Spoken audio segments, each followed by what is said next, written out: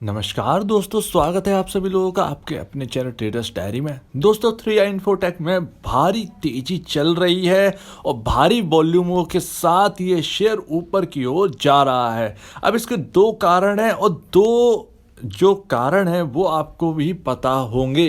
एक तो इसके फंडामेंटल, अगर आपको पता है तो कोई बात ही नहीं है, और अगर आप जानते हैं और अगर नहीं भी जानते हैं तो आप इस वीडियो को पूरा देखिए, क्योंकि इसके ऊपर फंडामेंटल के ऊपर सारी बातें करेंगे कि एक शेयर कहाँ तक जा सकता है फंडामेंटली।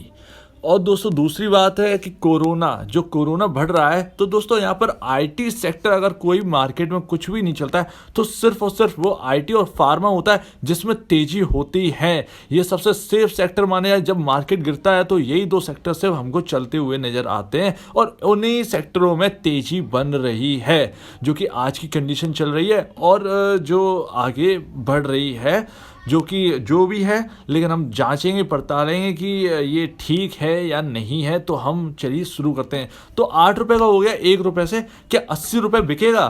तो यही बात जानने के लिए हम देखते हैं आगे।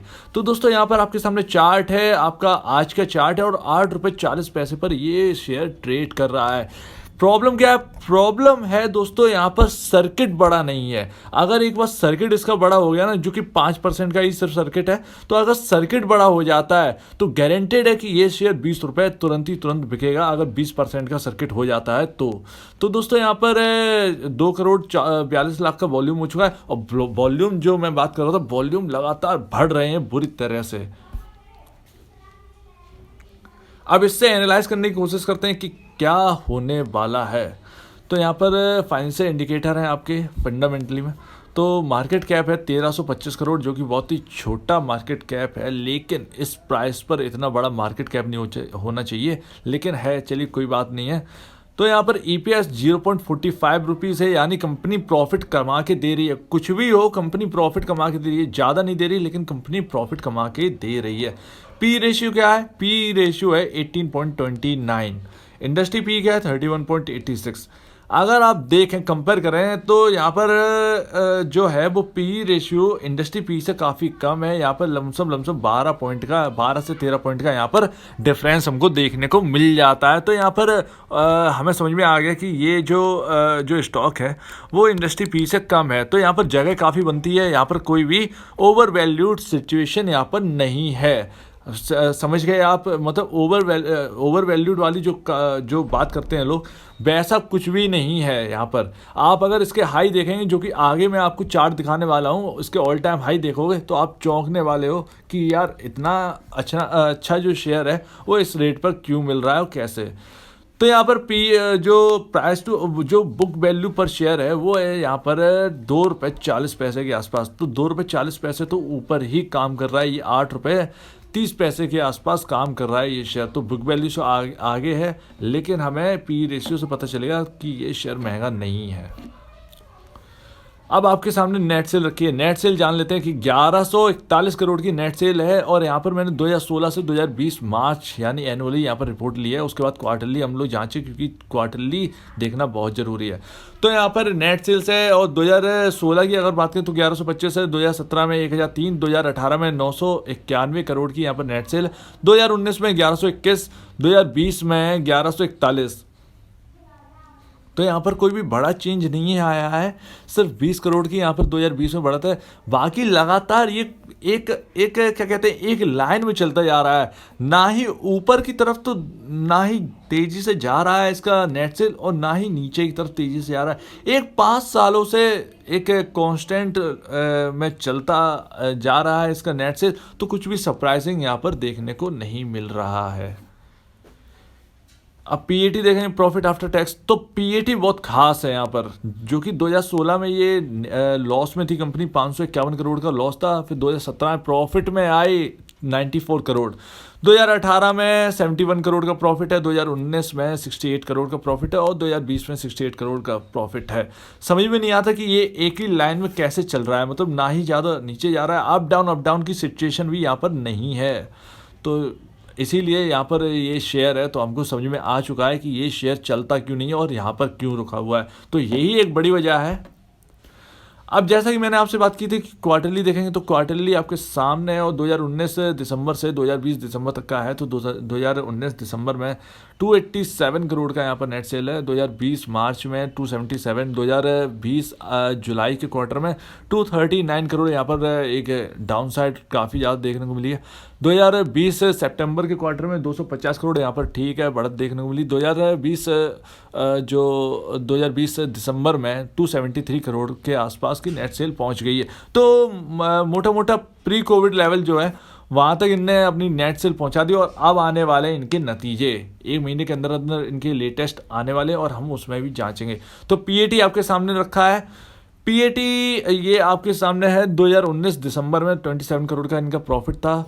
2020 मार्च में 24.82 करोड़ का यहाँ पर प्रॉफिट है। 2020 जुलाई में 10.49 करोड़ का यहाँ पर प्रॉफिट है। 2020 सितंबर में 15 करोड़ का यहाँ पर प्रॉफिट है। 2020 दिसंबर में 21 करोड़ 87 लाख का यहाँ पर प्रॉफिट है। तो प्रॉफिट की जो घड़ी है वो लॉस में तो नहीं है लेकिन प्रॉफिट में है, लेकिन एक कांस्टेंट मतलब एक सीधा एक डोरी खींच दी ना और उसी पे इंसान चलता जाए ना ऊपर ना नीचे, तो वही एक सिचुएशन यहाँ पर दिख रही है। तो यहाँ पर कुछ भी सरप्राइजिंग नहीं है, इसीलिए स्टॉक में उठापटक भी वैसी नहीं है जैसे कि बाकी स्टॉकों में होता है।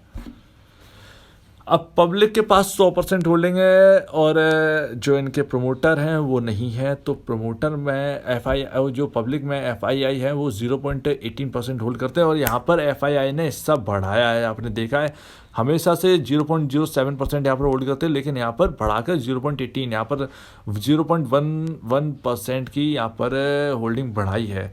DIIs ने यहाँ पर हिस्सा बिल्कुल ही कम कर दिया है, मतलब बिल्कुल ही नहीं 34% यहाँ पर होल्ड करते थे 2019 दिसंबर, 2020 दिसंबर में 23.82% ही यहाँ पर होल्ड करते हैं। नॉन इंस्टीट्यूशनल इन्वेस्टर्स जो हैं, रिटेल इन्वेस्टर्स हैं, वो 76% होल्ड करते हैं। और ये लेटेस्ट है, आपकी रिपोर्ट लेटेस्ट है, आप ये कोई भी पुरानी नहीं है, तो लेटेस्ट है। तो यहाँ पर 76% यहाँ पर होल्ड करते हैं और 2019 दिसंबर में सेम क्वार्टर में देखा जाए तो 65% वहाँ पर होल्ड करते थे। अब जैसा कि मैंने बात की थी यहाँ पर प्राइवेट से लेकर सरकारी सारी बैंकें यहाँ पर प्रमोटर हैं, एक तरह से देखा जाए शेयर होल्डर हैं और भी कुछ बड़े बड़े नाम इसमें जुड़े हुए हैं। तो IDBI यहाँ पर 7.61% होल्ड करते हैं सबसे ज़्यादा। इंडियन बैंक यहाँ पर 3.09% होल्ड करती है। कैनरा बैंक 3.04% होल्ड करती है। पंजाब नेशनल बैंक 1.76% यहाँ पर होल्ड करती हैं। HDFC बैंक लिमिटेड 1.6% होल्ड करती है और बैंक ऑफ इंडिया 1.33% यहाँ पर होल्ड करती है। तो देखा आपने Tata capital financial services limited, ये बहुत ही बड़ा नाम है, तो यहाँ पर 1.44% यहाँ पर होल्ड करते हैं। अब आपके सामने चार्ट है, पहले मैंने यहाँ पर 1 साल का चार्ट दिया है, देखा मतलब लगाया है, तो आपके सामने 7 अप्रैल 2020 से लेकर अब तक का चार्ट है। लगातार एक अपसाइड देखने को मिली है और ये जो लो लगाया था वो ₹1.60 का है, जो आपके नीचे लाल कलर से लो दिख रहा है वो, और जो हाई है वो ₹9.40 लगाया। तो हाई से अपने ज़्यादा दूर नहीं है और हाई क्रॉस करते ही ये नए हाई बनाना स्टार्ट कर देगा स्टॉक। और ये मैक्सिमम देख के चौंक गए ना आप, आपके सामने जो सबसे हाई जो दिख रहा है वो 25 मई का हाई है और वो स्टॉक ने ₹170 के लेवल का हाई लगाया था।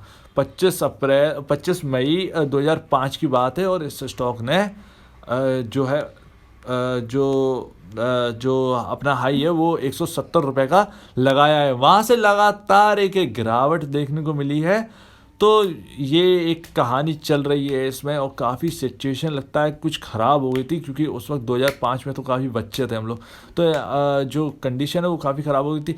अब बात करते हैं कि ये कंपनी बनी कैसे, तो इसे भी बहुत ज़रूरी है जान लेना। तो सारे बैंकों की इसमें हिस्सेदारी कैसे है, तो बैंकों ने क्या सोचा था उस वक्त कि फाइनेंशियल के लिए एक सॉफ्टवेयर कंपनी बनाई जाए जो कि बैंकों के लिए हेल्प करेगी, जो कि इंडियन बैंक है उनके लिए भी हेल्प करेगी और जो विदेशी बैंक है उनसे भी कॉन्ट्रैक्ट लेकर उनके लिए हेल्प करेगी। तो जो फाइनेंशियल जो सॉफ्टवेयर होते हैं ना, जो बैंक में यूज़ करे जाते हैं, वो ये कंपनी बनाती है। तो यहाँ पर सारी बैंकों ने मिलकर एक कंपनी बनाई। पहले ये 3i इन्फोटेक, यानी पहले ये ICICI बैंक होल्ड करते थे, ICICI बैंक की ये कंपनी थी, लेकिन अब उन्होंने हिस्सा बेचा जो कुछ भी है। उसके बाद 3i इन्फोटेक का जन्म हुआ और जो है ये कंपनी अब फाइनेंशियल की दुनिया में सारा कच्चा चिट्ठा देखती है, अपने सॉफ्टवेयर वहाँ पर प्रोवाइड करवाती है। तो ये मकसद था इंडियन बैंकों का कि एक सॉफ्टवेयर कंपनी बनाए जो सॉफ्टवेयर कंपनी उन बैंकों के लिए हेल्प करे।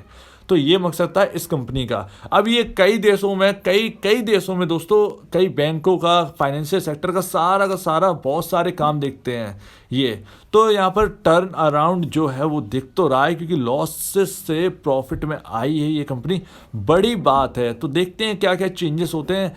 अब इस स्टॉक को अगर आप खरीदना चाहते हैं तो आप अपने फाइनेंशियल एडवाइज़र जो है वो उनसे आप सलाह ले सकते हैं। अगर नहीं है आपके फाइनेंशियल एडवाइज़र तो आपने वीडियो देख ही ली है, पैरामीटर्स आपने देख ही लिए हैं। आपको जैसा, अगर आपको लगता है कि ये शेयर आपका आगे जाएगा तो आप बेझिझक इस शेयर को ले सकते हैं। आपको लगता है कि ये शेयर के अलावा और भी शेयर हैं जिनमें आप पैसा लगा सकते हैं तो आप उधर भी देख सकते हैं। और अगर आपको पसंद नहीं आता है ये शेयर तो आप दूर भी रह सकते हैं।